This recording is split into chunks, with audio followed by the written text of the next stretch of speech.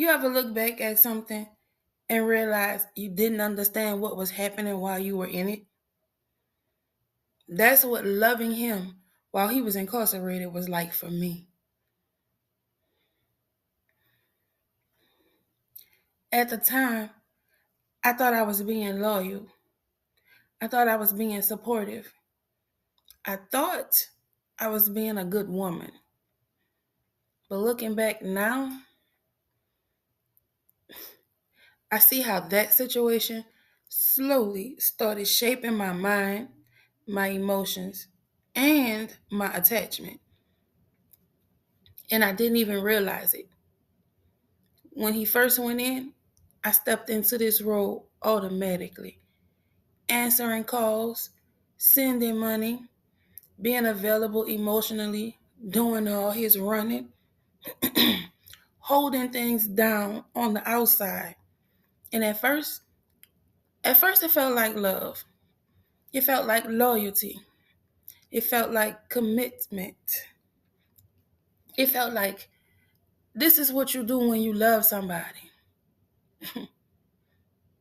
But what I didn't realize back then was how one-sided it was becoming. Because when someone is incarcerated, communication becomes controlled by them. They call when they want to, they hang up when they want to, they decide the tone of the conversation, and your attitude following. They decide when things are good and when they're not. And slowly, without even noticing, you start living on emotional standby, waiting on calls, waiting on moods, waiting on moments of affection, waiting on the good version of them to show up if it does. And I didn't realize how much of myself was being conditioned during that time. There were days he would call and not want to talk to me. I say hello and he say, I don't want to talk to you. Man, call my mama. And just like that, just that fast, like that would definitely start an argument. Because if you don't want to talk to me, what the fuck you call my phone for? If you want to talk to her, why you didn't call her?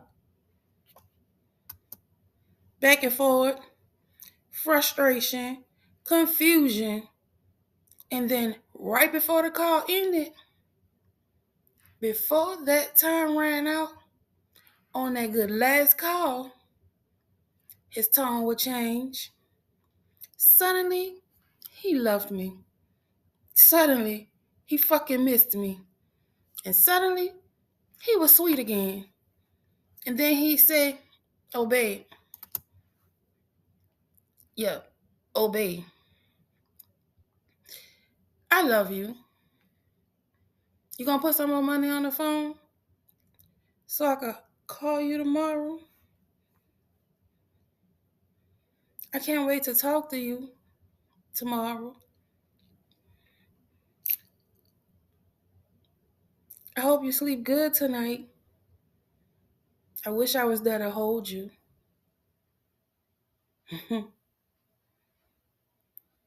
I miss you so much.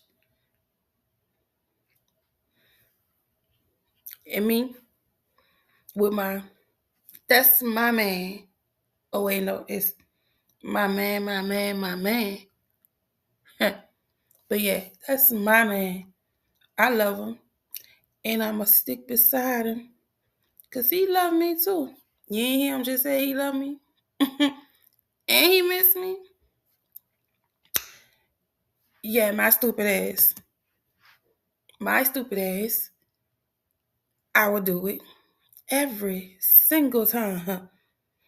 Because I was holding on to those last few minutes when he loved me, he missed me, and he wished he was there to hold me.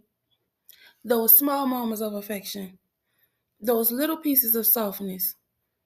And I didn't understand back then that I was being emotionally conditioned that cycle, tension, distance, affection, requests became normal.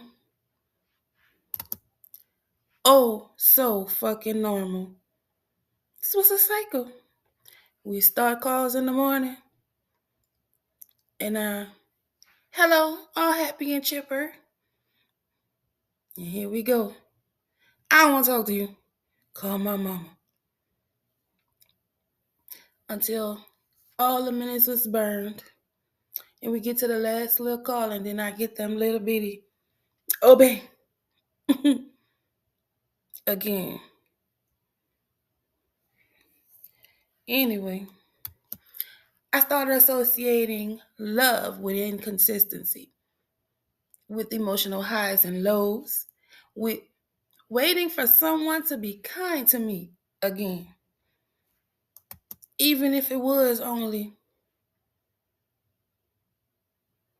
2 minutes out of that last 15-minute call, and we just ran through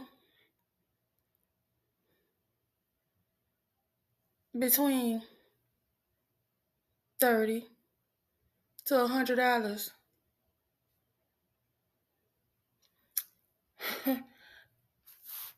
of my hard-earned money just to argue until the last 2 minutes of I love you. Cause I miss you and I miss you too, babe. Yeah. Anyway, and because I already had abandonment wounds, because I already had silence conditioning, because I already wanted to feel chosen, I held on tighter and tighter, not realizing that the situation itself was shaping how I accepted love. I thought I was being strong. I thought I was holding my man down. I thought I was proving loyalty. But what was actually happening was I was learning to accept emotional instability as part of love.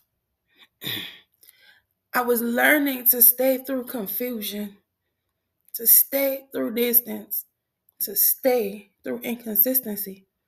And when you normalize that shit long enough, you don't even recognize when it becomes unhealthy. You just call it commitment. You call it loyalty. Like me, you call it standing by your person, or in my case, my man. But now, in therapy, in healing, with distance and clarity, I can say this honestly. That season shaped my attachment patterns more than I realized. It taught me to wait. It taught me to tolerate. It taught me to hold on even when I wasn't being held gently. And I'm not sharing this to blame him, because we both had blame and fault in it. I'm sharing this because a lot of women have lived this dynamic. And some are too ashamed to admit it. So I'm sharing my moment or moments that I once was ashamed of, but now I know because of the child of God that I am. My struggles and tribulations were not only for me, they were for me to help someone else. So I'm sharing.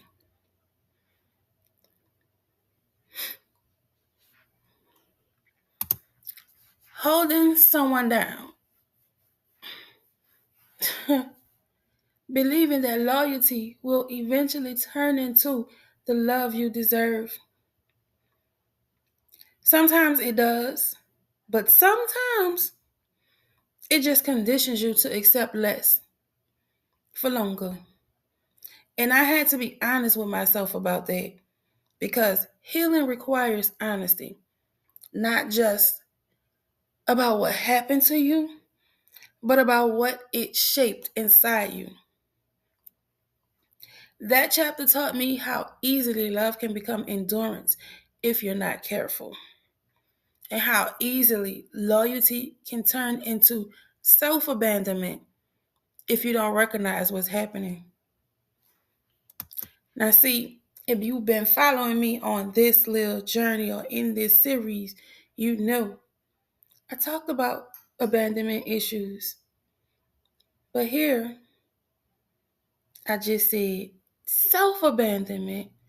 So I learned and I latched onto that abandonment thing, and eventually it became me abandoning my fucking self.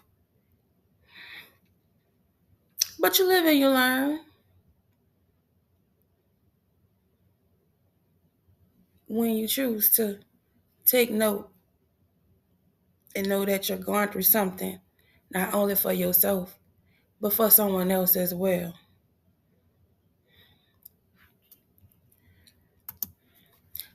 I didn't realize it then, but I see it clearly now. And that clarity is part of my healing, the process that I am on. Tomorrow, I'm going to talk about something deeper: how prison calls turned into emotional manipulation, and how I didn't recognize it until much, much, much later. Because sometimes what feels like love is actually conditioning. And once you see it, you can't fucking unsee it. See you tomorrow.